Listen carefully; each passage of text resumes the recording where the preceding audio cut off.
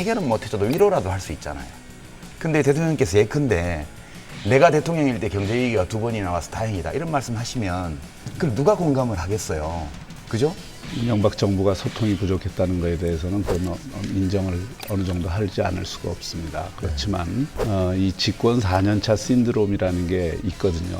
5년 단임제의 구조적인 한계가 있다.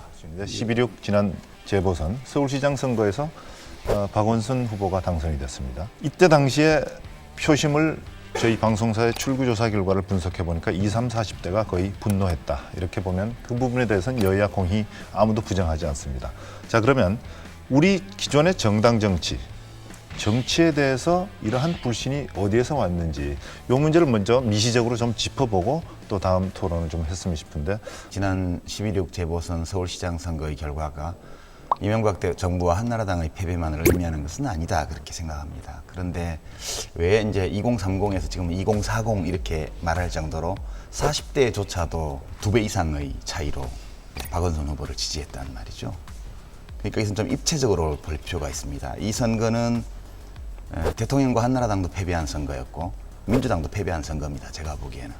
그 당시 국민참여당, 민주노동당과 같은 작은 정당도 패배한 선거고요. 그러나 패배의 의미는 각각 좀 다르겠죠.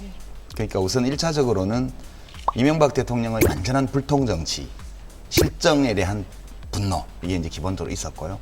거대 집권 여당이 이런 불통정치를 바로잡지 못하는 데 대한 비판. 이것이 이제 나경원 후보의 낙선을 부른 근본 원인이라고 봅니다. 그러니까 이 분노는 근본적으로 원래 집권 세력이 분노의 대상이 되는 겁니다. 저희가 집권할 때도 그랬고.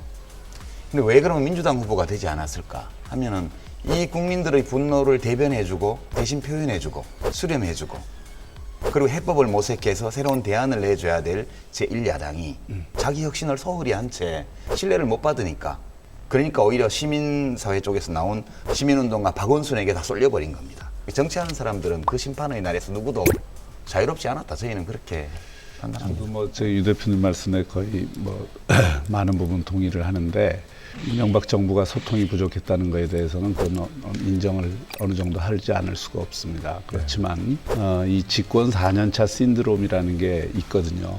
이게 저는 하나는 이 5년 단임제의 구조적인 한계가 있다. 이걸 또 우리 하나 지적하지 않을 수가 없습니다. 5년 단임제의 가장 큰 문제는 대통령 선거가 끝나는 날부터 다음 대통령 선거가 시작이 됩니다. 그리고 이 정권의 실패가 야당의 성공을 보장해주는 가장 확실한 수단이 되거든요. 그러니까 이런 메커니즘을 극복하지 못하면 이 싸움의 정치가 이런 구조화에서 과연 극복이 될 수 있겠느냐 하는 문제를 좀 근원적으로 하나 짚고 싶고요. SNS 문제에 대해서는 이명박 정부가 새로운 이 소통의 생태 환경에 대해서 충분히 적응하지 못하고 또 감각적으로도 상당히 느린 게 사실입니다. 또 새로운 변화의 흐름에 대해서 제대로 따라가지 못하는 것도 인정하지 않을 수 없습니다. 다만 한 가지 좀 반대의 측면에서 지적을 하고 싶은 것은 과연 이 지식 정보의 폭증과 그 속에서 자유로운 이 SNS의 소통 방식이 어떤 의미에서는 선동적인 균형이 잡히지 않은 쪽의 논리들을 확산하는 매체로 작용하는지 이거는 우리가 좀 심각하게 따져봐야 됩니다. 사람들이 지식 정보를 취득하는 방식이 오히려 양극화되고 극단화되는 경향들이 가속화되고 있다는 거죠. 이 점을 한번 지적을 하겠습니다. 학술적으로 보면 굉장히 어려운 말씀이라고 저는 생각해요. 그런 분석이. 근데 이제 제가 토론 나오면서 기대했던 거는 대통령 참모로서 조금 이런 문제를 말씀해 주시면 더 좋지 않을까 하는 기대를 좀 가지고 나왔는데요. 5년 단임제가 가지고 있는 구조적인 문제 이런 거 있습니다. 저희도 겪어봤으니까 잘 알죠. 그런 단임제의 구조적인 문제도 있지만 저는 이제 이명박 대통령의 참모들이 참 잘못했다고 생각해요. 그러니까 대통령께서 가난을 나라가 구제는 못해도 위로는 해줄 수 있잖아요. 그러니까 모든 게 다 대통령 탓은 아닌데 국민들도 알죠.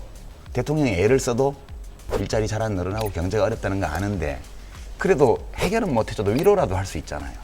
근데 대통령께서 예컨대 내가 대통령일 때 경제위기가 2번이 나와서 다행이다 이런 말씀 하시면 그걸 누가 공감을 하겠어요.